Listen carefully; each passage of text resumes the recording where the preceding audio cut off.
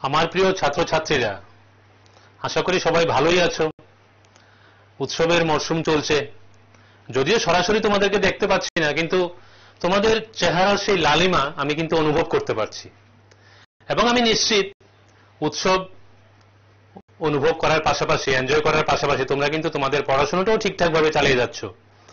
পরিস্থিতি যতই প্রতিকূল হোক না কেন, আমরা আমাদের প্রচেষ্টা চালিয়ে যাচ্ছি।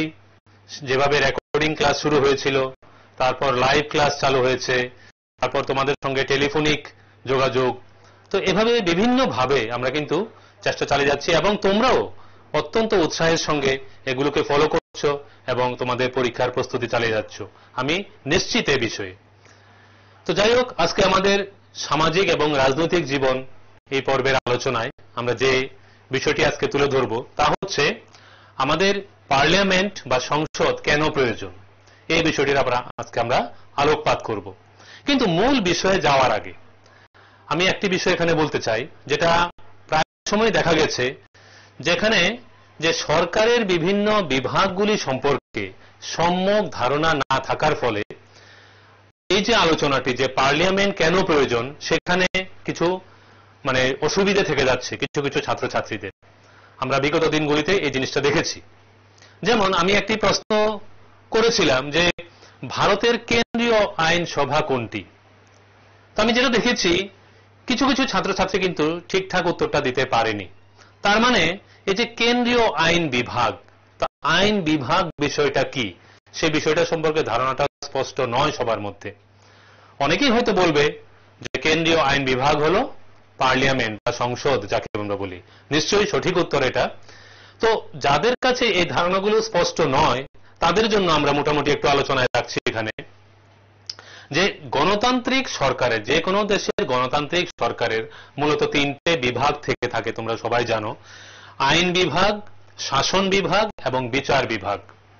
ইংরেজিতে যাদেরকে বলা হয় legislative body, executive and judiciary.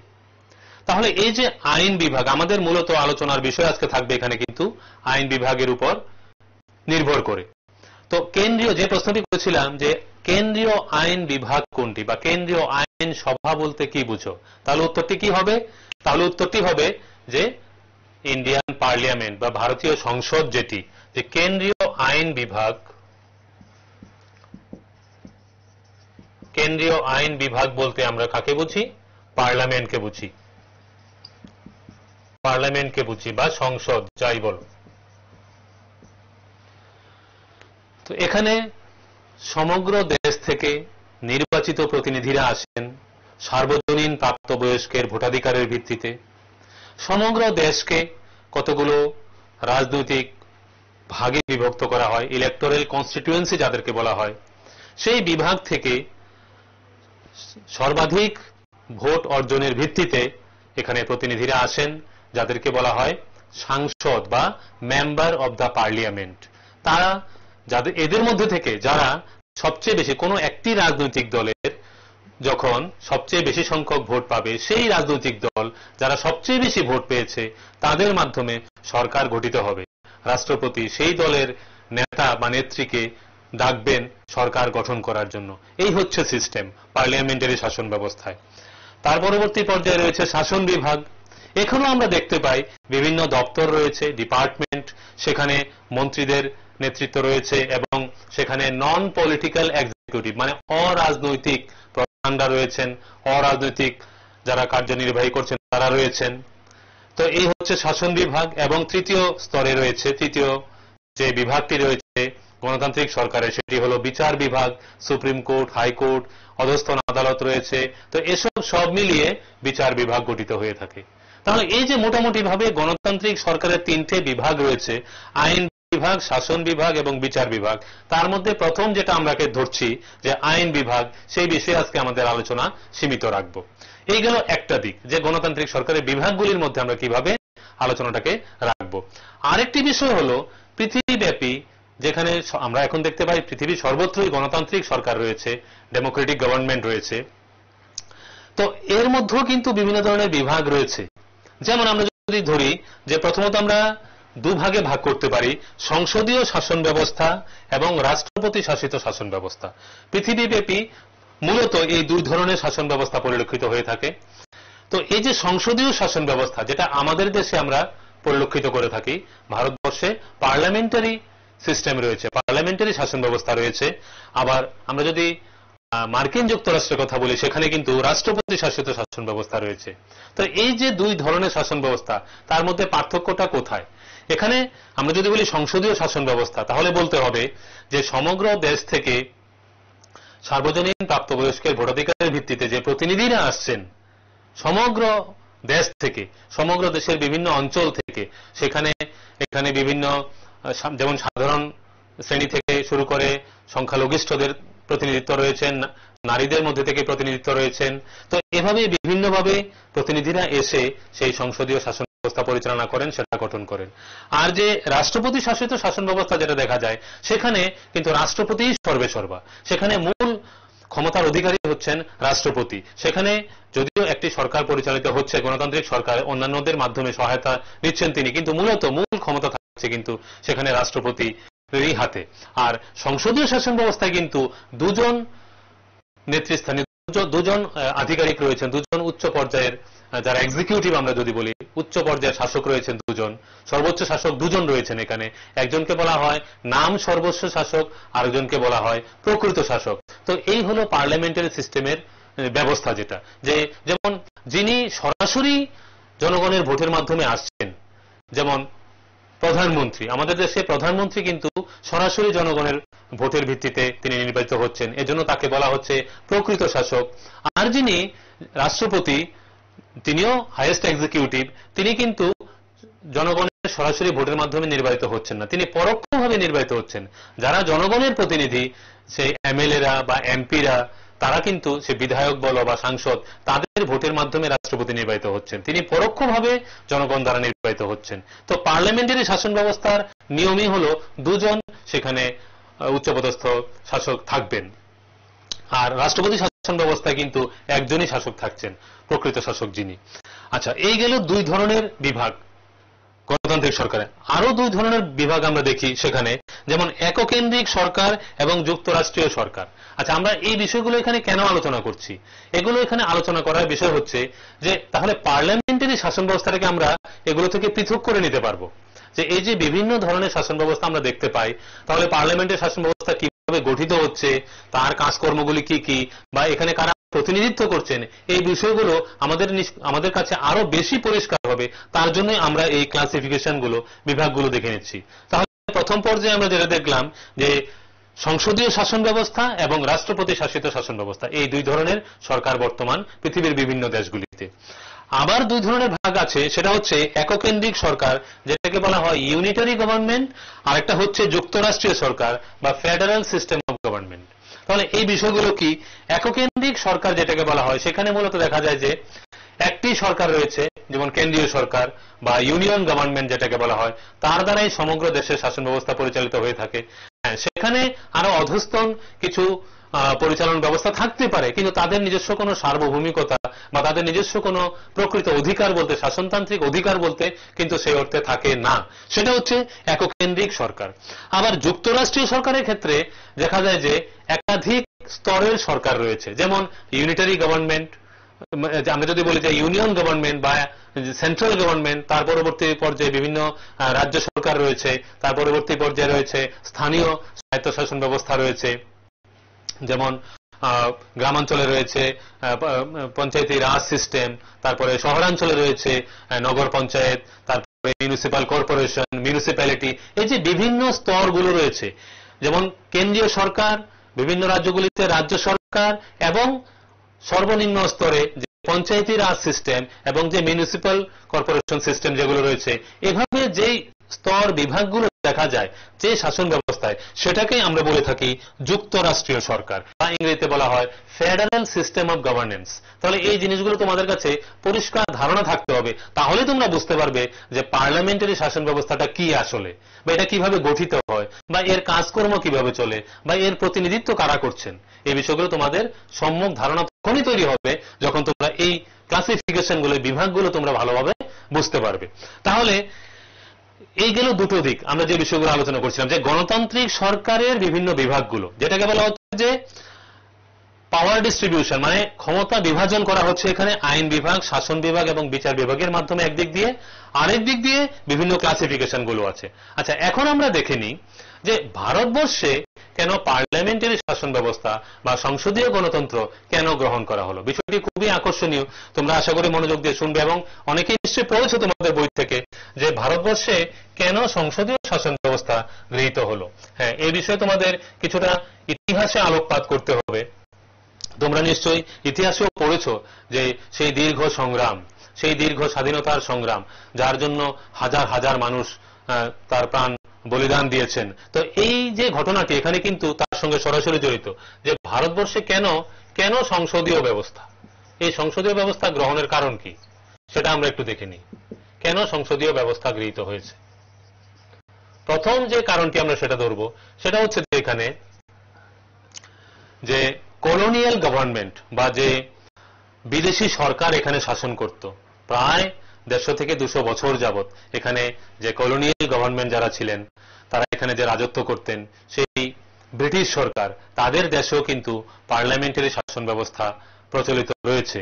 তাহলে সেই ব্রিটিশ শাসন ব্যবস্থার অনুকরণে এখানে পার্লামেন্টারি শাসন ব্যবস্থা প্রতিষ্ঠিত হয়েছে। ব্রিটিশ শাসন ব্যবস্থার অনুকরণ আমরা বলবো, এখানে ব্রিটিশ শাসন ব্যবস্থার অনুকরণ করা হয়েছে এখানে, যে কারণে এখানে সংসদীয় শাসন ব্যবস্থা প্রতিষ্ঠিত হয়েছে। শুধু এটি শুধু কারণ নয়, কারণ আমাদের যারা নেতৃবৃন্দ ছিলেন, প্রাথমিক স্তরে যারা নেতৃবৃন্দ ছিলেন, যারা স্বাধীনতা সংগ্রামী ছিলেন, তাদের মধ্যে থেকে যারা প্রথম পর্যায়ে ভারতবর্ষে পার্লামেন্টের শাসন ব্যবস্থা প্রতিষ্ঠার পক্ষে রায় দিয়েছিলেন, তারা বলেছিলেন যে এটা হচ্ছে অধিকতর গণতান্ত্রিক, মানে মোর ডেমোক্রেটিক, এটাকে ধরা হচ্ছে অধিকতর গণতান্ত্রিক।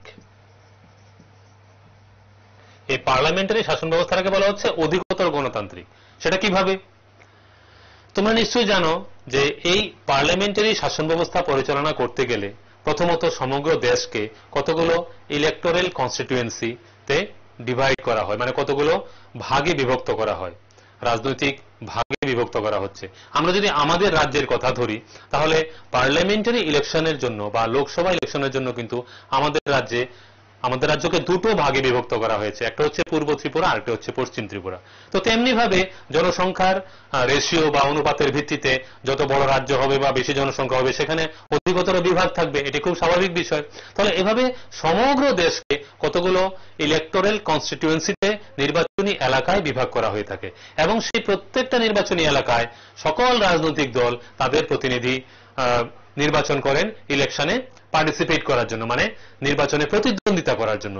এবং এ সকল রাজনৈতিক দলের প্রতিনিধিরা মধ্যে থেকে যিনি সবচেয়ে বেশি ভোট পাবেন সার্বজনীন প্রাপ্তবয়স্কের ভোটাধিকারের ভিত্তিতে, যিনি সর্বাধিক ভোট পাবেন তিনি সেই কনস্টিটিউয়েন্সির বা সেই নির্বাচনী ক্ষেত্রের নির্বাচিত প্রতিনিধি হয়ে গেলেন। তো এমন ভাবে সমগ্র দেশ থেকে যেই রাজনৈতিক দল সবচেয়ে বেশি ভোট পাচ্ছে তারাই সরকার গঠন করবে। তো এই যে সিস্টেমটা, মানে এখানে দেখা যাচ্ছে সকল জনগণের প্রতিনিধিরা এখানে সুযোগ পাচ্ছেন।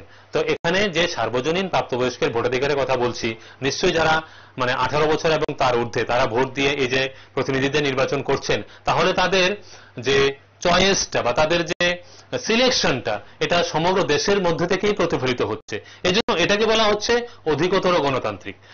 এবং আমরা যেটা বলছিলাম যে অবশ্যই এখানে কিন্তু যে দীর্ঘ কঠিন স্বাধীনতা সংগ্রামের এখানে প্রভাব রয়েছে।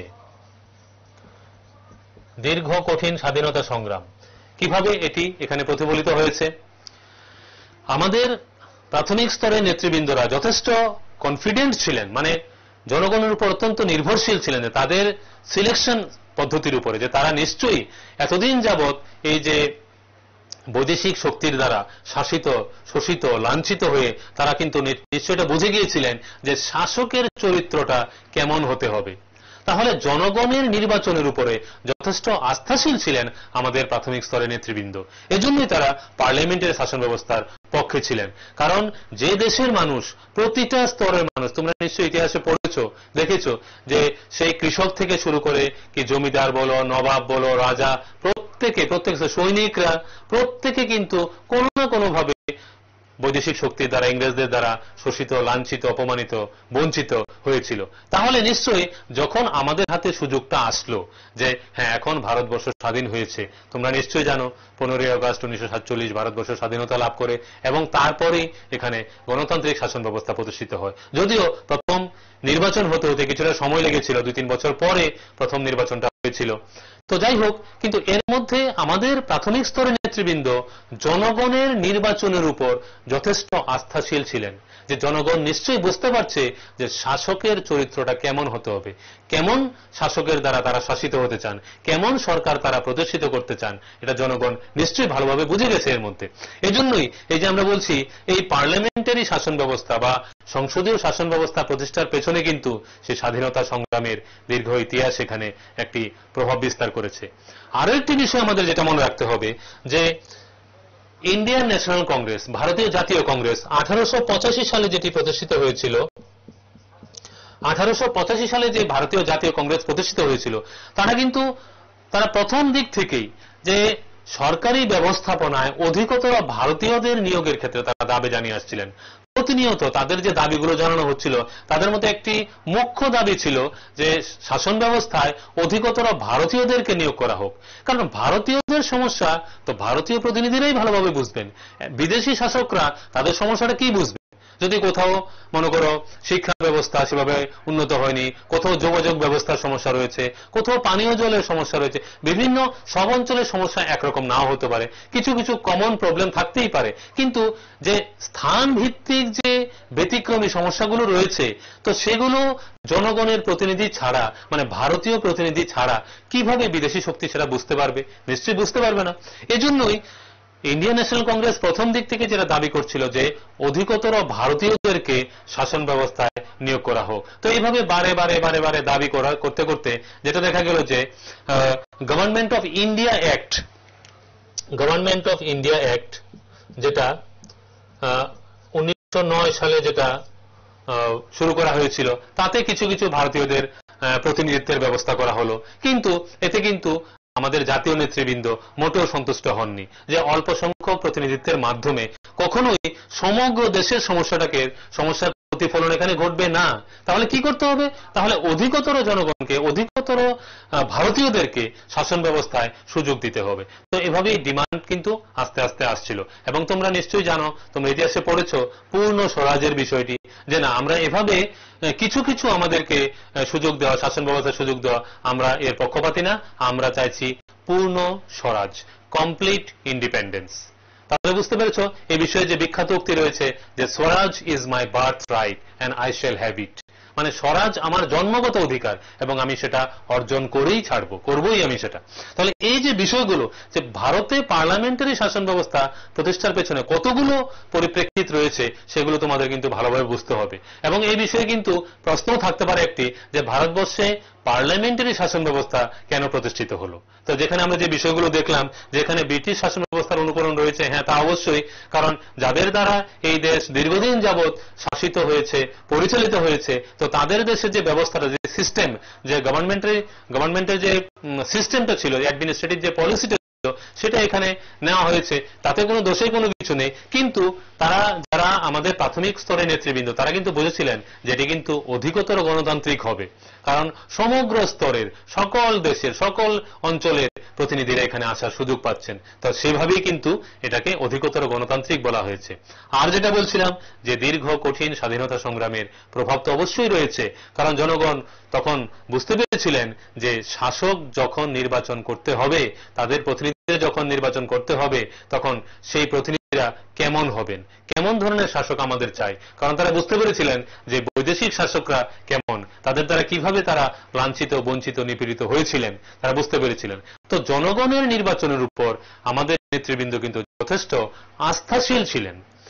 তারপর ইন্ডিয়ান ন্যাশনাল কংগ্রেসের যে ডিমান্ড, যে ভারতীয় জাতীয় কংগ্রেসের যে ডিমান্ড ছিল, যে দাবি ছিল যে অধিকতর ভারতীয়দেরকে নিয়োগ করা, তো এই সকল বিষয়গুলো কিন্তু মিলেমিশে এখানে একটা দিকেই নির্দেশনা করছে, সেটি হচ্ছে যে পার্লামেন্টারি শাসন ব্যবস্থা বা সংসদীয় শাসন ব্যবস্থা। আশা করি তোমরা বুঝতে পেরেছো। তাহলে এর উপর ভিত্তি করে তোমরা যে প্রশ্নের উত্তরটি তৈরি করতে পারবে সেটি কি, সেই প্রশ্নটি কি, সেটি হলো যে ভারতবর্ষে কেন পার্লামেন্টারি শাসন ব্যবস্থা নির্ধারণ করা হলো, কেন ভারতবর্ষে পার্লামেন্টারি শাসন ব্যবস্থার এটাই চালু করা হলো? এই বিষয়ে তোমরা একটি অবশ্যই প্রশ্ন তৈরি করতে পারো। এখন আমরা দেখব যে এই ভারতের পার্লামেন্টের গঠন বিষয়টা নিয়ে আমরা একটু আলোচনা করব। সেটা একটু আমরা দেখিনি যে ভারতীয় যে সংসদীয় গণতন্ত্র রয়েছে, সেই সংসদীয় গণতন্ত্র এখানে কিভাবে গঠিত হয়েছে, সেই সংসদ কিভাবে গঠিত হয়েছে, পার্লামেন্টের গঠনটা আমরা একটু দেখে নিই। এখন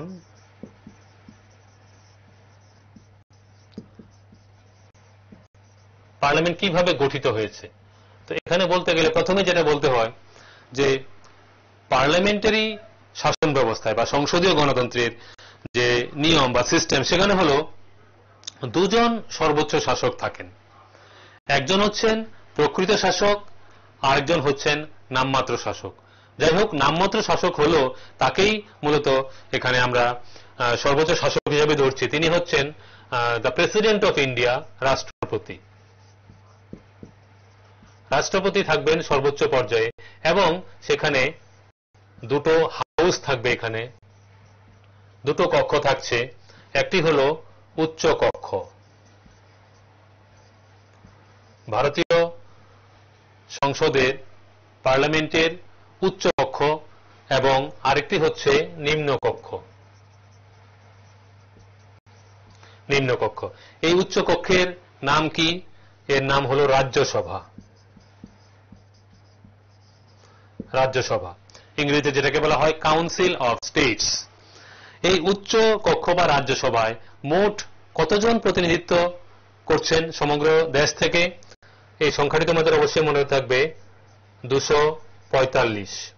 সমগ্র দেশ থেকে 245 মেম্বার্স, 245 জন সদস্য এই রাজ্যসভায় প্রতিনিধিত্ব করছেন। তবে আমাদের এখানে একটি বিষয় অবশ্যই মনে রাখতে হবে, এই যে রাজ্যসভার যে নির্বাচন, সেটা কিন্তু জনগণের সরাসরি, জনগণের দ্বারা সরাসরি নির্বাচিত প্রতিনিধিরা এখানে আসেন না।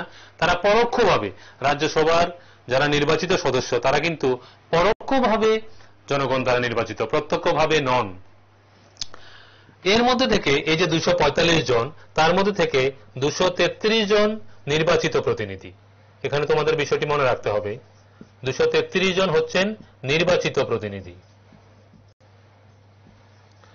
আর তাহলে কতজন বাকি থাকলো? 245 মাইনাস 233, তাহলে এখানে বাকি থাকছে 12 জন। এই 12 জন হচ্ছেন রাষ্ট্রপতি দ্বারা মনোনীত। রাষ্ট্রপতি দ্বারা মনোনীত প্রতিনিধি। এই বিষয়গুলো তোমাদের অবশ্যই ভালোভাবে মনে রাখতে হবে যে এখানে কতগুলো ছোট ছোট প্রশ্ন হতে পারে, এগুলো তোমরা খাতায় লিখে নিতে পারো যে ভারতীয় পার্লামেন্টের বা ভারতীয় সংসদের উচ্চ কক্ষ কোনটি? তার উত্তরটি কি হবে? উত্তর হবে রাজ্যসভা। এই রাজ্যসভায় কতজন প্রতিনিধি রয়েছেন? সর্বমোট কতজন প্রতিনিধি রয়েছেন? উত্তরটা হবে 245, 245 জন প্রতিনিধি রয়েছেন। আচ্ছা, রাজ্যসভায় কতজন নির্বাচিত প্রতিনিধি রয়েছেন বা পরোক্ষভাবে নির্বাচিত প্রতিনিধি রয়েছেন? উত্তরটা হবে 233, 233 জন নির্বাচিত প্রতিনিধি রয়েছেন। তাহলে বাকি 12 জন এরা কারা? এরা হচ্ছেন রাষ্ট্রপতির দ্বারা মনোনীত প্রতিনিধি। এখানে মনোনীত প্রতিনিধি বলতে আমরা কি বোঝাতে চাইছি? এখানে আসলে এই রাজ্যসভাকে কিন্তু থিঙ্ক ট্যাঙ্ক হিসেবেও কল্পনা করা হয়ে থাকে। মানে এখানে যারা এই 12 জন যারা রাষ্ট্রপতির দ্বারা মনোনীত হচ্ছেন, তারা স্ব ক্ষেত্রে বিশেষ সুনাম অর্জন করেছেন। যেমন মনে করো কোনো একজন বিশেষ সঙ্গীতজ্ঞ বা একজন বিশেষ খেলোয়াড় হতে পারেন, বা কোনো বৈজ্ঞানিক হতে পারেন, বা যিনি একজন রাজনৈতিক বিশেষজ্ঞ হতে পারেন।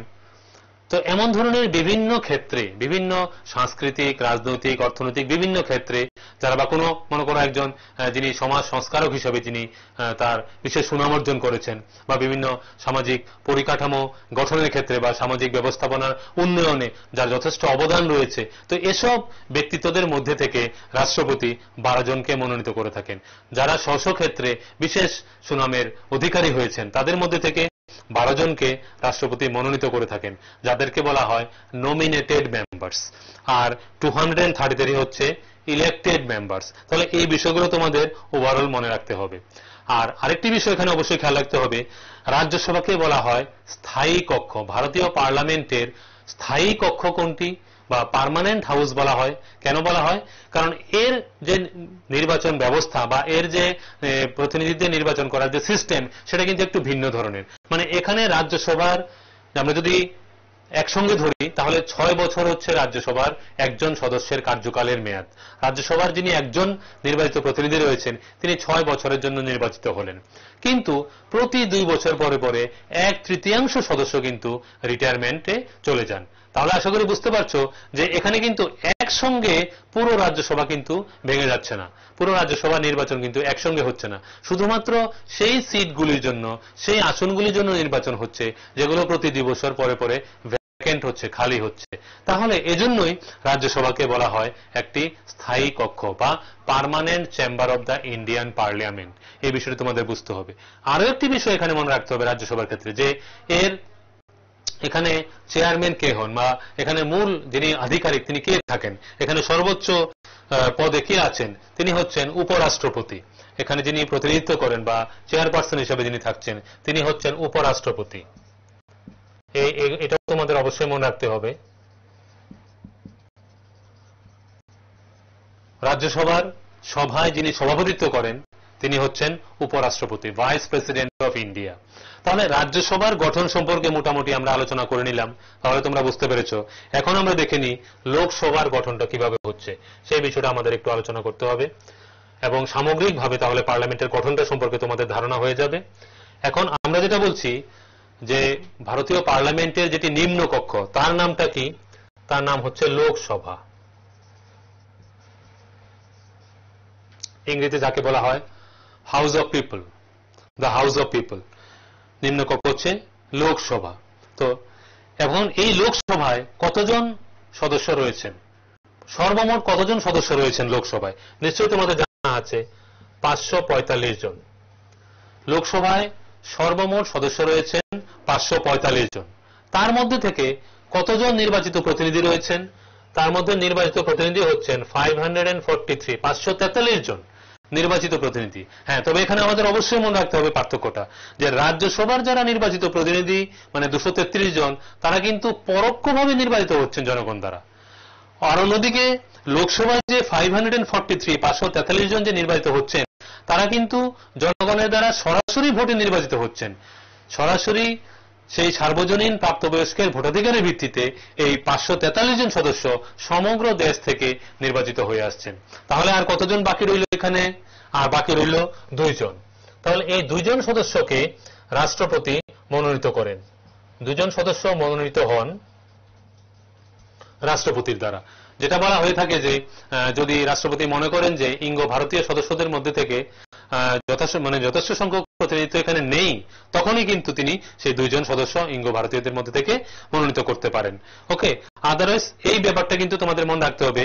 আর লোকসভার যে নির্বাচনের যে ব্যবস্থাটা সেটা কিন্তু রাজ্যসভা থেকে একটু ভিন্ন ধরনের, কারণ লোকসভার নির্বাচন হবে প্রতি 5 বছর অন্তর অন্তর। তাহলে লোকসভার সময়কাল বলতে গেলে কি বলতে হবে? লোকসভার সময়কাল কত? তাহলে উত্তরটা হবে 5 বছর, 5 ইয়ার্স। টেনিয়র অফ লোকসভা হচ্ছে 5 বছর বা 5 ইয়ার্স।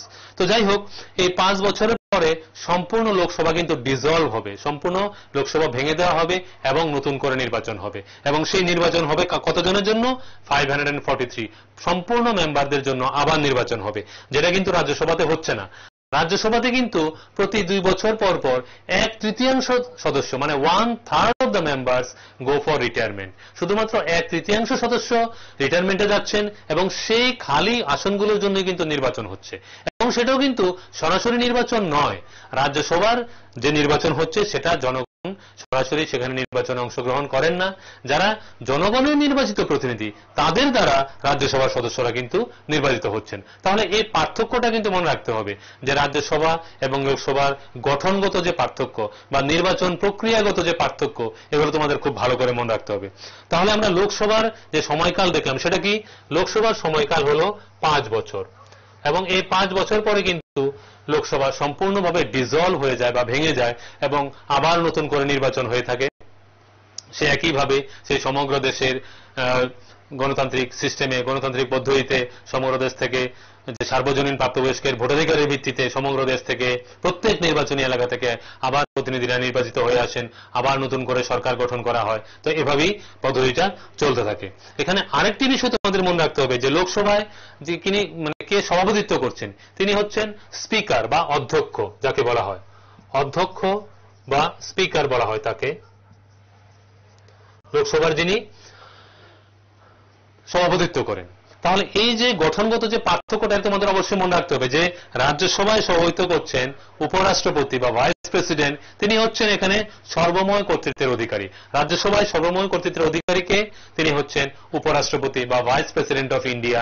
সেক্ষেত্রে লোকসভায় যিনি সর্বময় কর্তৃত্বের অধিকারী তিনি হচ্ছেন অধ্যক্ষ বা স্পিকার। ঠিক আছে, তিনি সেখানে লোকসভায় কোনো সভা হলে সেই সভায় সভাধিপতি যিনি হচ্ছেন, যিনি প্রতিনিধিত্ব করছেন, তিনি হচ্ছেন স্পিকার। তো মোটামুটি এই গেল ভারতীয় পার্লামেন্টের গঠন।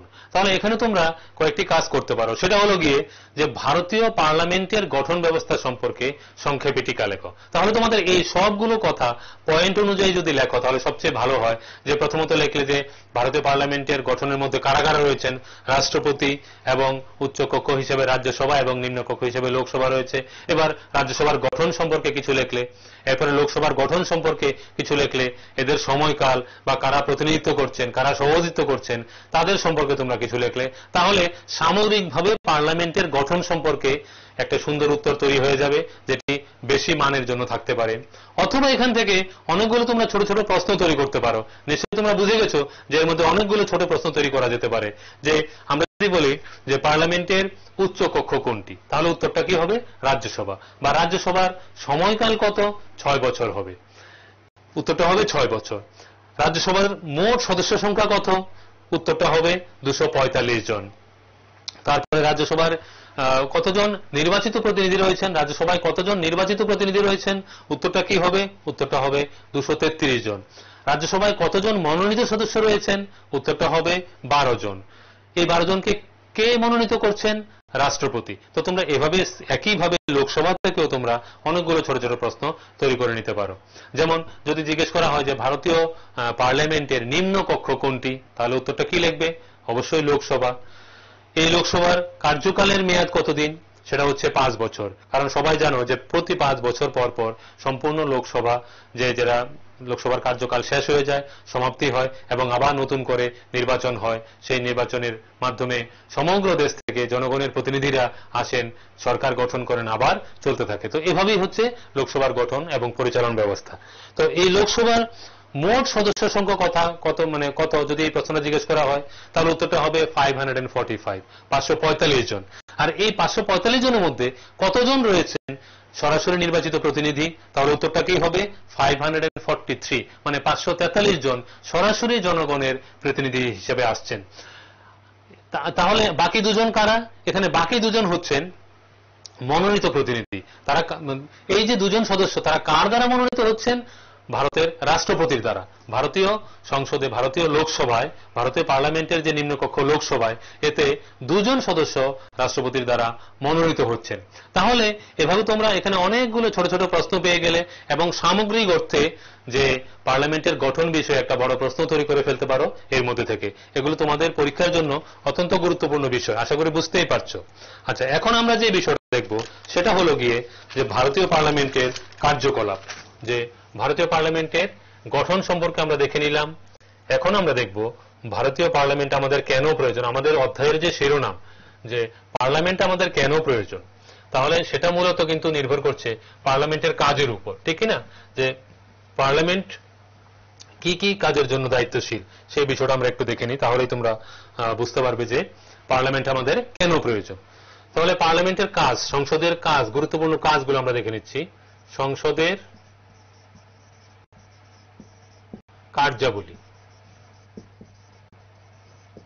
কি কি, আমরা যদি মূল 3টে হেডিং এ জিনিসটা আলোচনা করি, মূল 3টে শিরোনামের দ্বারা আলোচনা করি, তাহলে আমাদের বলতে হবে যে প্রথমত হচ্ছে সংসদের কাজ হলো যে জাতীয় সরকার নির্ধারণ। জাতীয় সরকার নির্ধারণ, এটা হচ্ছে সংসদের কার্যাবলীর মধ্যে প্রাথমিক পর্যায়ে রয়েছে। দ্বিতীয় যে কাজটি সেটি হল সরকারকে নিয়ন্ত্রণ, পরিচালন এবং তথ্য প্রদান, তথ্য সরবরাহ করা। সংসদের কার্যাবলীর মধ্যে দ্বিতীয় পর্যায়ে রয়েছে সরকারকে নিয়ন্ত্রণ, পরিচালন এবং তথ্য প্রদান করা। সংসদের আরেকটি গুরুত্বপূর্ণ কাজ হল আইন প্রণয়ন করা। আমরা যদিও আইন প্রণয়নকে তৃতীয় স্থানে রাখলাম, আসলে কিন্তু আইন প্রণয়ন একটি অত্যন্ত গুরুত্বপূর্ণ কাজ পার্লামেন্টের, নিশ্চয়ই বুঝতে পারছো, কারণ এটাকে লেজিসলেটিভ বডি বলা হচ্ছে বা সেন্ট্রাল লেজিসলেচার বলা হচ্ছে, আইন বিভাগ। তাহলে আইন তৈরি করাই তো তাদের মূল কাজ, ঠিক কিনা? তো যাই হোক, এখন আমরা একটি একটি করে দেখে নেব যে এই কাজগুলো আসলে কি। আমরা যে বলছি জাতীয় সরকার নির্ধারণ, সেটা কি সেটা একটু আমরা দেখে নিই। তো নিশ্চয়ই তোমরা বুঝতে পেরেছো যে সংসদের কার্যাবলীকে আমরা তিনটে শিরোনামে ভাগ করেছি। সেগুলো কি কি? জাতীয় সরকার নির্ধারণ করা, দ্বিতীয় পর্যায়ে থাকছে সরকারকে নিয়ন্ত্রণ, পরিচালন এবং তথ্য প্রদান করা, তৃতীয় পর্যায়ে থাকছে আইন প্রণয়ন করা। এখন আমরা একটি একটি বিষয় করে বিস্তারিত আলোচনা করব, তাহলে তোমরা বুঝতে পারবে যে আসলে এই কাজগুলো কিভাবে হচ্ছে। তো প্রথম যেটা আমরা ধরে নিয়েছি যে জাতীয় সরকার নির্ধারণ করা বা নির্বাচন করা, সেটা কিভাবে হচ্ছে। তার জন্য প্রথমে যেটা প্রয়োজন, তোমরা নিশ্চয়ই জানো যে নির্বাচন যখন অনুষ্ঠিত হয়, নির্বাচন তো বিভিন্ন আমাদের দেশে বিভিন্ন ধরনের বিভিন্ন স্তরে নির্বাচন হয়ে থাকে। সেটা হচ্ছে যেমন পার্লামেন্টারি ইলেকশন বা সংসদীয় নির্বাচন যেটাকে বলা হয়, মূলত সেটা কিন্তু লোকসভার নির্বাচন। কারণ যেটা আমরা একটু আগেই দেখলাম যে আসলে কিন্তু রাজ্যসভার জন্য কোনো সরাসরি নির্বাচন হয় না, এখানে জনগণ সরাসরি প্রতিনিধিত্ব করে না, সরাসরি জনগণ কিন্তু এখানে সরাসরি অংশগ্রহণ করে না। তাহলে আমরা যখন বলছি পার্লামেন্টারি ইলেকশন বা সংসদীয় নির্বাচন, সেটা কিন্তু আসলে লোকসভার নির্বাচনকে আমরা মিন করছি। আর এরপরে রয়েছে যেমন যেটা হচ্ছে বিভিন্ন রাজ্য সরকারগুলি রয়েছে, বিভিন্ন রাজ্য সরকার নির্বাচনের ক্ষেত্রেও কিন্তু রয়েছে। এরপরে যে পঞ্চায়েত নির্বাচন রয়েছে বা এডিসি নির্বাচন রয়েছে, বিভিন্ন ধরনের বিভিন্ন স্তরের নির্বাচন এখানে হয়ে থাকে, ঠিক আছে? শহরাঞ্চলের জন্য, গ্রামাঞ্চলের জন্য যে লোকাল সেলফ গভর্নমেন্ট গুলি রয়েছে, হ্যাঁ, সে এইভাবে বিভিন্ন স্তরের নির্বাচন হয়ে থাকে। তো এই সামগ্রিক অর্থে নির্বাচন পরিচালনার দায়িত্বে যারা রয়েছেন তাদেরকে কি বলা হচ্ছে? নির্বাচন কমিশন বা ইলেকশন কমিশন অফ ইন্ডিয়া। এই ইলেকশন কমিশন অফ ইন্ডিয়ার কিন্তু প্রচুর দায়িত্ব রয়েছে। যদিও নির্বাচন কমিশনের সদস্য সংখ্যা, মূল সদস্য সংখ্যা অত্যন্ত কমই থাকে, কিন্তু নির্বাচন পরিচালনার জন্য তারা সমগ্র দেশ থেকে বহু লোকদের নিয়োগ করেন নির্বাচন পরিচালনার জন্য। তাহলে প্রথমত যে কাজটি এখানে আসবে, যে জাতীয় সরকার নির্ধারণের ক্ষেত্রে প্রথমে যে কাজটা হচ্ছে, সেটা হচ্ছে এখানে কতগুলো সমগ্র দেশকে কতগুলো কনস্টিটিউয়েন্সিতে বা নির্বাচনী এলাকায় বিভাগ করা, নির্বাচনী এলাকাতে ভাগ করা হয়, নির্বাচনী এলাকায় বিভক্ত করা।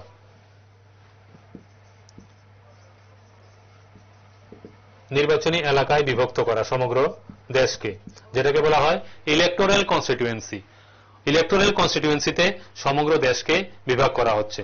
এর পরবর্তী সময় কি এখানে আরো অনেক দায়িত্ব রয়ে গেছে, সেগুলো হচ্ছে যেমন যারা 18 ইয়ার্স হলো, মানে 18 বছর যারা হলো, যাদেরকে প্রাপ্তবয়স্ক বলা হচ্ছে, তাদের নাম ভোটার তালিকায় তুলতে হবে, ভোটার তালিকার মধ্যে সেই নামগুলো আসবে।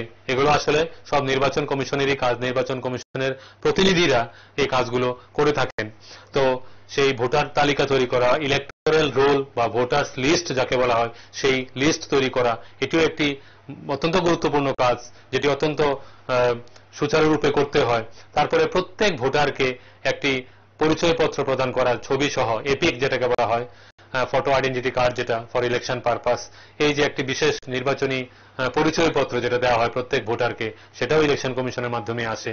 এরপরে নির্বাচনের দিন নির্ধারণ করা, এভাবে তারপর নির্বাচন হলো, নির্বাচনের পরে কাউন্টিং, ভোট গণনা করা, তাদের মধ্যে থেকে সর্বাধিক ভোটের ভিত্তিতে যারা নির্বাচিত হলেন সেই সরকার আসে। তাহলে এই যে এভাবে একটা সামগ্রিক কাজ পরিচালনা করা হচ্ছে, যেটা নির্বাচন কমিশনের মাধ্যমে বা ইলেকশন কমিশন অফ ইন্ডিয়া যেটা পরিচালনা করছেন, সেটি হচ্ছে সংসদীয় মানে কার্যাবলীর একটা সূত্রপাত এখানে আমরা বলতে পারি। জাতীয় সরকার নির্বাচনের প্রাথমিক পর্যায়ের কাজ এটা আমরা বলতে পারি। এর পরবর্তী সময় যেটা আসছে সেটা আমরা দেখব যে এখানে যারা সংখ্যাগরিষ্ঠ হলেন, মানে সর্বাধিক ভোট যারা পেলেন, তারা কিন্তু এখানে মূলত তাদেরকে বলা হচ্ছে যে মেজরিটি পার্টি। ঠিক আছে, মেজরিটি পার্টি আমরা তাদেরকে বলছি, মেজরিটি পার্টি আমরা তাদেরকে বলছি, বা যারা সংখ্যাগুরু দল যারা, ঠিক আছে, সংখ্যাগরিষ্ঠ দল যারা, তারা এখানে আসছেন। সংখ্যাগরিষ্ঠ রাজনৈতিক যে দল সবচেয়ে বেশি ভোট পেল, যে দল সবচেয়ে বেশি সিট পেল, যেটাকে বলা হচ্ছে সবচেয়ে বেশি আসন জয় করতে পেরেছে, তারা এখানে মেজরিটি পার্টি হিসাবে ধরা হচ্ছে তারাই, এবং তাদের যিনি নেতা বা নেত্রী তাকে রাষ্ট্রপতি ডাকবেন সরকার গঠন করার জন্য। এ হচ্ছে গিয়ে নিয়ম। কিন্তু এখানেই শেষ নয়। হ্যাঁ, এমনও তো হতে পারে যে কোনো একটি রাজনৈতিক দল মনে করো যে সংখ্যাগরিষ্ঠ ভোট পেল না। সংখ্যাগরিষ্ঠ বলতে আমরা এখানে কি বোঝাতে চাইছি? আসলে সেই সংখ্যাটি তোমাদের মনে রাখতে হবে যে লোকসভায় যে যতগুলি সিটের উপর নির্বাচন হচ্ছে, যে 243, তার মধ্যে থেকে লোকসভায় নির্বাচন হচ্ছে 543 সিটের উপর, তার মধ্যে থেকে ন্যূনতম পক্ষে 272টা সিট পেতে হবে কোন একটি রাজনৈতিক দলকে, যদি তারা সরকার গঠন করতে চায়। তো এমনও তো হতে পারে যে কোনো একটি রাজনৈতিক দল এককভাবে এই যে ম্যাজিক নাম্বার যেটাকে বলা হচ্ছে, যে সংখ্যাটি 272, ততটা আসন জয় করতে পারলো না। তখন সেক্ষেত্রে কি হবে? তখন সেক্ষেত্রে হবে কোয়ালিশন গভর্নমেন্ট, যেটাকে বলা হচ্ছে কোয়ালিশন গভর্নমেন্ট। সেটা কি? সেটা হচ্ছে কতগুলো রাজনৈতিক দল মিলে তাদের প্রতিনিধিরা একসঙ্গে আলোচনায় বসে তারা ঠিক করবেন তারা কিভাবে এই সংখ্যাটি পূরণ করবেন, মানে 272 অথবা তার বেশি সেই সংখ্যাটি পূরণ করতে হবে। কারণ কোনো একটি রাজনৈতিক দল মনে করো যে এই সংখ্যাটি, এত সংখ্যক আসন তারা জয় করতে পারেনি নির্বাচনে, তখন সেক্ষেত্রে কোয়ালিশন গভর্নমেন্ট ফর্ম হবে। হ্যাঁ, এটি তোমাদের জোট সরকার যেটাকে বলা হয় সেটা তোমাদের খেয়াল রাখতে হবে এই বিষয়টি। আরো একটি বিষয় এখানে মনে রাখতে হবে, যেই দল সংখ্যাগরিষ্ঠ হলো বা সর্বাধিক সংখ্যক আসন জয় করতে পারলো, তার পরবর্তী পর্যায়ে যে দল থাকলো তারা কিন্তু এখানে অপোজিশন পার্টি বা বিরোধী দল হিসাবে তারা পার্লামেন্টে ভূমিকা নেবে। এই বিরোধী দলের ভূমিকাটাও কিন্তু অত্যন্ত গুরুত্বপূর্ণ। বিরোধী দল যারা থাকবে তাদের ভূমিকাটা কিন্তু অত্যন্ত গুরুত্বপূর্ণ এখানে।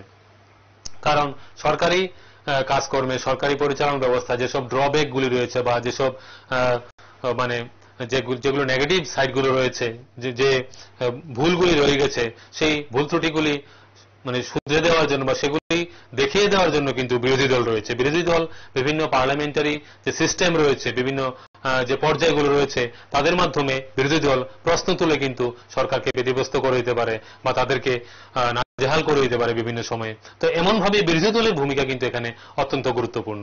তাহলে এখানে আমরা যেটা দেখলাম যে প্রথম যে কাজটা আমরা যেটা বলছি যে জাতীয় সরকার নির্ধারণ করার যে পার্লামেন্টের একটা অত্যন্ত গুরুত্বপূর্ণ ভূমিকা এখানে, তা আমাদের অবশ্যই মূল আলোচনার বিষয় থাকছে, যে সমগ্র দেশকে নির্বাচনী এলাকায় ভাগ করা, তাদের থেকে প্রতিনিধি নির্বাচন করা এবং সংখ্যাগরিষ্ঠ দলের মাধ্যমে সরকার গঠন করা, এবং বিরোধী দল রয়েছে অথবা যদি সেই মানে 272 সিট কেউ না পায় তাহলে জোট সরকার গঠন করা। তাহলে এভাবে সামগ্রিকভাবে সবকিছু মিলিয়ে কিন্তু যে জাতীয় সরকার নির্ধারণ করা হচ্ছে, তো সেক্ষেত্রে আমরা দেখলাম যে এটি পার্লামেন্টের একটি অত্যন্ত গুরুত্বপূর্ণ ভূমিকা। দ্বিতীয় যে কাজটি আমরা নেব সেটি হচ্ছে সরকারকে নিয়ন্ত্রণ, পরিচালন এবং তথ্য প্রদান করা। এই বিষয়টি তোমাদের খেয়াল রাখতে হবে যে দ্বিতীয় কাজটি আমরা সংসদীয় গণতন্ত্রে দেখতে পাই পার্লামেন্টে, সেটি হচ্ছে সরকারকে নিয়ন্ত্রণ, পরিচালন ও তথ্য প্রদান।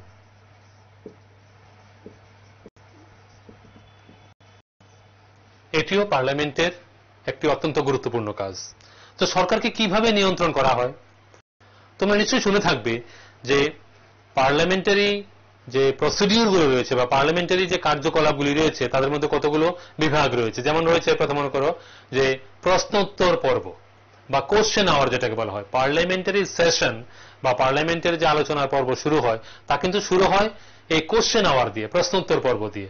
সেখানে যে সরকারের প্রতিনিধিকে বিরোধী দল এর প্রতিনিধিরা সেখানে বিভিন্নভাবে প্রশ্ন করতে পারেন যে কোনো একটি কাজ বা কোনো একটি পরিকল্পনা সেটি কেন বাস্তবায়িত হলো না, বা কি কি সমস্যা রয়েছে, কোথায় কি সমস্যা রয়েছে, এসব বিষয়ে সেই কোশ্চেন আওয়ারে কিন্তু প্রশ্ন করা হয়ে থাকে। তো এভাবে যে সরকারকে নিয়ন্ত্রণ, সরকারি যে তারা মেজরিটি পার্টি বলে সরকার যা ইচ্ছা তাই করতে পারবে বিষয়টা কিন্তু এমন নয়।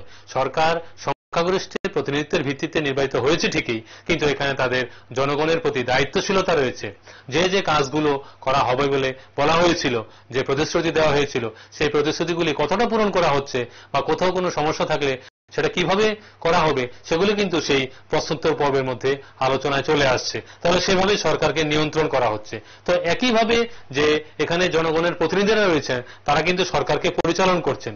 যে পার্লামেন্টে জনগণের যে প্রতিনিধিরা রয়েছেন সমগ্র দেশ থেকে সার্বজনীন প্রাপ্তবয়স্কের ভোটাধিকারের ভিত্তিতে যে নির্বাচিত প্রতিনিধিরা আসছেন তারাই তো সরকার পরিচালন করছেন, ঠিক কিনা?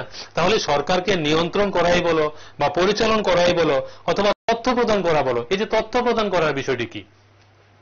এখন এই পার্লামেন্টে যারা নির্বাচিত প্রতিনিধি রয়েছেন তিনি কোনো না কোনো একটি নির্বাচনী ক্ষেত্র থেকে এসেছেন। এখন তিনি সবচেয়ে ভালো জানেন যে তার নির্বাচনী এলাকায় কি কি সমস্যা রয়েছে।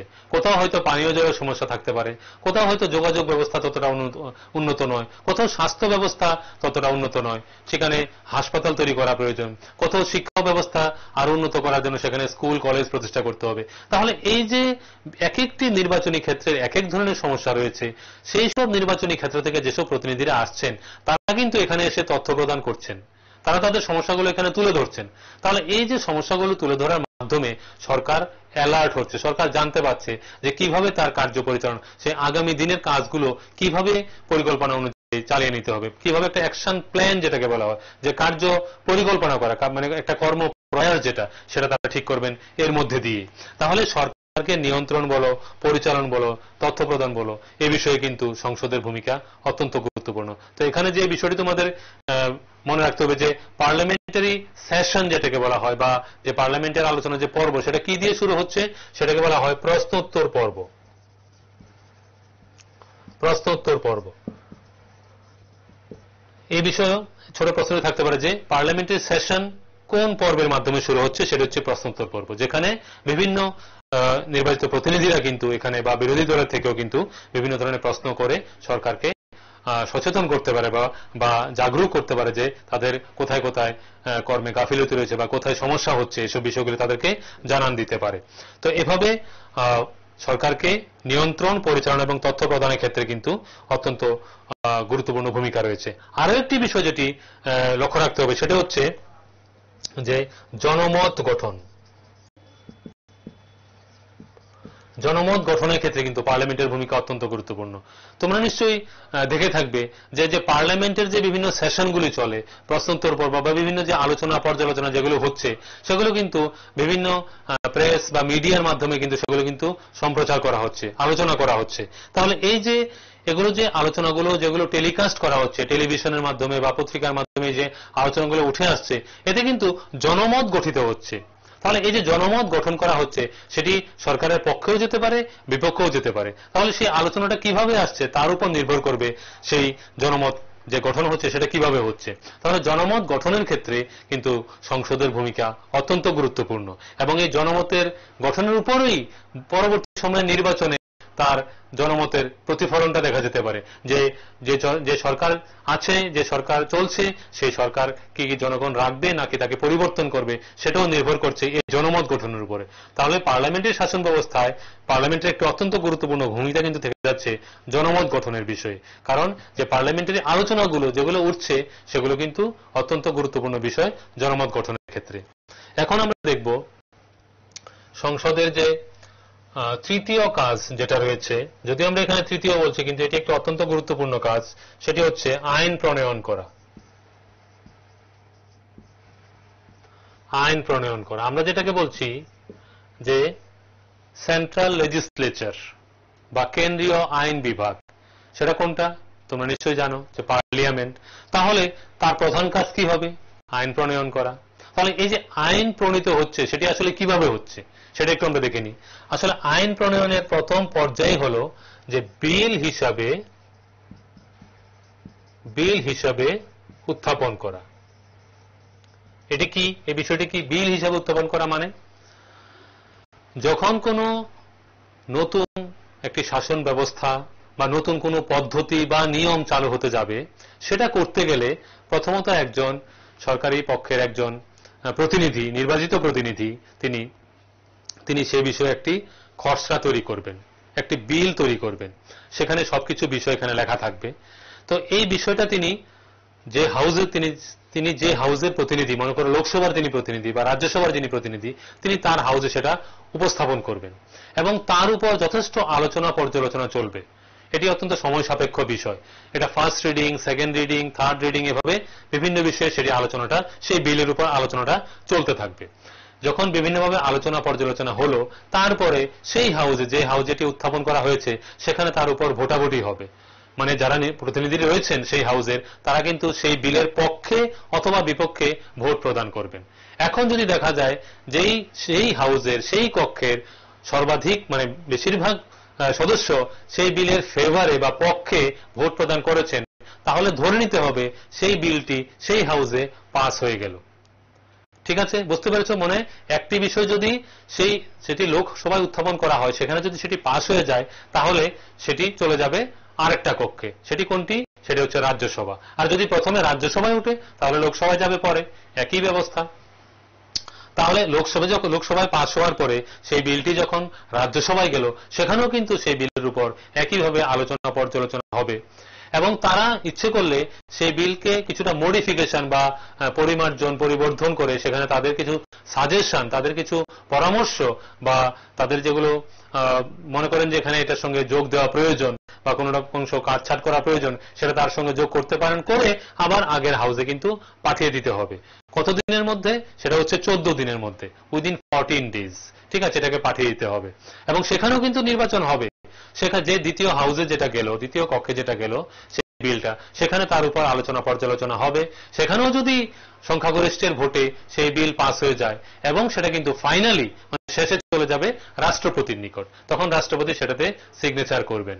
হ্যাঁ, রাষ্ট্রপতি এটাতে সিগনেচার করতে বাধ্য নন, তবে তিনি যে হাউস থেকে তার কাছে এটা এসেছে, তিনি সে হাউসে আবার সেটা প্রেরণ করতে পারেন যদি তিনি তার মধ্যে কোনো ধরনের খামতি দেখে থাকেন, সেটার মধ্যে কোনো ডিফেক্ট থাকে বা তার পরিমার্জন বা পরিবর্ধনের প্রয়োজন রয়েছে বা কোথাও সংশোধনের প্রয়োজন রয়েছে, তাহলে তিনি তার সাজেশন সহ সেটা সেখানে পাঠাতে পারেন।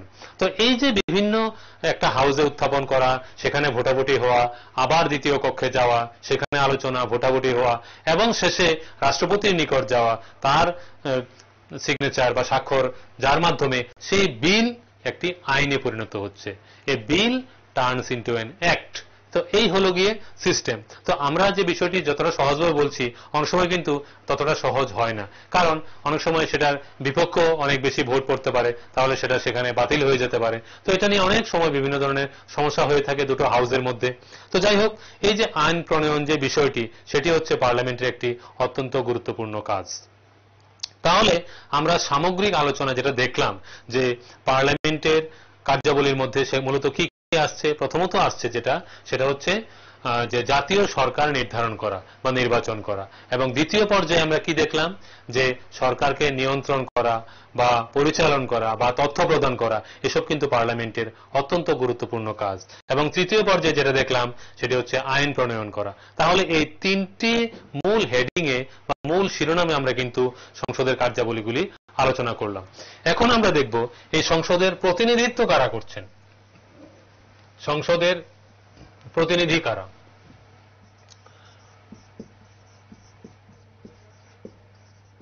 সংসদের প্রতিনিধিত্ব কারা করছেন, এখানে যে বিষয়টি আমাদের মনে রাখতে হবে যে এখানে সমগ্র দেশের জনগণের প্রতিনিধিরা রয়েছেন। যে সমগ্র দেশটাকে যেভাবে কতগুলো ইলেকটোরাল কনস্টিটিউয়েন্সিতে ডিভাইড করা হচ্ছে, এদের মধ্যে থেকে কিন্তু আবার যে বিভিন্ন জাতিগোষ্ঠীর প্রতিনিধিত্বেরও এখানে ব্যবস্থা রয়েছে। ঠিক আছে, এখানে আমাদের বলতে হবে যে মূলত যেমন যে গ্রামীণ এবং শহুরে অঞ্চলের প্রতিনিধিরা এখানে আসছেন, তেমনিভাবে SC ST গোষ্ঠীদের প্রতিনিধিরা এখানে আসছেন, তেমনি ভাবে মহিলাদের মধ্যে থেকে প্রতিনিধিত্ব হচ্ছে,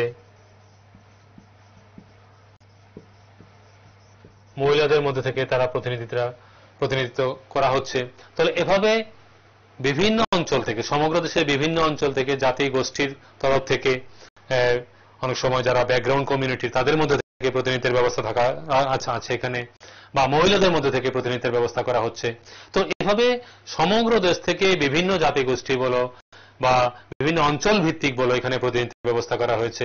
তাহলে এর মাধ্যমে একটি সামগ্রিক রূপ দেওয়ার, যে জনগণের প্রতিনিধিরা সঠিকভাবে তাদের যে সমস্যার কথা এখানে তুলে ধরতে পারছেন কিনা সেটাই হচ্ছে দেখার বিষয়, যে প্রকৃত অর্থে জনগণের প্রতিনিধিরা এখানে কিভাবে আসছেন এবং তারা তাদের আঞ্চলিক ভিত্তিতে যে সমস্যাগুলো সেখানে কিভাবে উপস্থাপন করছেন সেটা কিন্তু এখানে একটি অত্যন্ত গুরুত্বপূর্ণ বিষয়। তো যাই হোক, আমরা আজকে যে বিষয়গুলো আলোচনা করলাম সেটা একটু ওভারঅল আমরা দেখে নিই। আমরা প্রথমত যেটা আলোচনা করেছি যে সরকারের বিভিন্ন যে বিভাগগুলো রয়েছে সেগুলো কি কি, এবং পৃথিবীব্যাপী যে বিভিন্ন ধরনের শাসন ব্যবস্থা পরিচালিত রয়েছে সেগুলো কি কি, সেগুলো আমরা দেখেছি। যেমন আমরা কি দেখলাম যে সংসদীয় শাসন ব্যবস্থা, রাষ্ট্রপতি শাসন ব্যবস্থা রয়েছে। আবার আমরা আরেক ধরনের বিভাগ দেখেছি, সেটা হচ্ছে এককেন্দ্রিক সরকার এবং যুক্তরাষ্ট্রীয় সরকার, এগুলো দেখেছি। আমরা এই ক্লাসিফিকেশনগুলো কেন, এই বিভাগগুলো কেন করলাম, যাতে তোমরা বুঝতে পারো যে পার্লামেন্টারি শাসন ব্যবস্থাটা আসলে কি, এটা কিভাবে গঠিত হচ্ছে বা এর কার্যকলাপ কিভাবে পরিচালিত হচ্ছে, সেই ব্যবস্থাটা সম্যক রূপে ধারণা করার জন্যই আমরা এই ক্লাসিফিকেশনগুলো করেছি। ঠিক আছে, এর মধ্যে এরপর আমরা যেটা দেখলাম যে পার্লামেন্টের গঠন বিষয়ে আমরা দেখতে পেয়েছি। পার্লামেন্টের গঠনের মধ্যে আমরা কি দেখলাম, যে সেখানে রাষ্ট্রপতি রয়েছেন, উচ্চকক্ষ নিম্নকক্ষ রয়েছে, সেখানে কিভাবে কারা প্রতিনিধিত্ব করছে, তার সদস্য সংখ্যা কত। এভাবে যেমন একটি বড় প্রশ্ন তোমরা তৈরি করতে পারো, তেমনি ছোট ছোট প্রশ্নগুলি এখান থেকে তোমরা তৈরি করে নিতে পারো। এরপরে পার্লামেন্টের কার্যাবলী, এই অধ্যায়ের যে মূল আলোচনার বিষয় যে পার্লামেন্টের কার্যাবলী সংক্ষেপে আলোচনা করো, এটি একটি বড় প্রশ্ন অবশ্যই হতে পারে এখান থেকে, যে পার্লামেন্টের কার্যাবলী সংক্ষেপে আলোচনা করো। সেটা আমরা কি কি দেখলাম, আমরা মূলত তিনটে শিরোনামের আন্ডারে আমরা আলোচনা করেছি। সেটা কি কি, যে সেটা হচ্ছে কেন্দ্রীয় সরকার নির্ধারণ করা, দ্বিতীয় পর্যায়ে আমরা দেখেছি সরকারকে পরিচালন, নিয়ন্ত্রণ এবং তথ্য প্রদান করা, এবং তৃতীয় পর্যায়ে যেটা আমরা দেখলাম যে আইন প্রণয়ন করা। তো এই বিষয়গুলো সম্পর্কে অল্প অল্প লিখে নিলেই তোমরা একটি সুন্দর উত্তর তৈরি করে ফেলতে পারবে। আশা করি নিশ্চয়ই বুঝতে পেরেছ। তো আজকে আমরা আলোচনা এখানেই সমাপ্ত করব। সবাই ভালো থাকো, সুস্থ থাকো।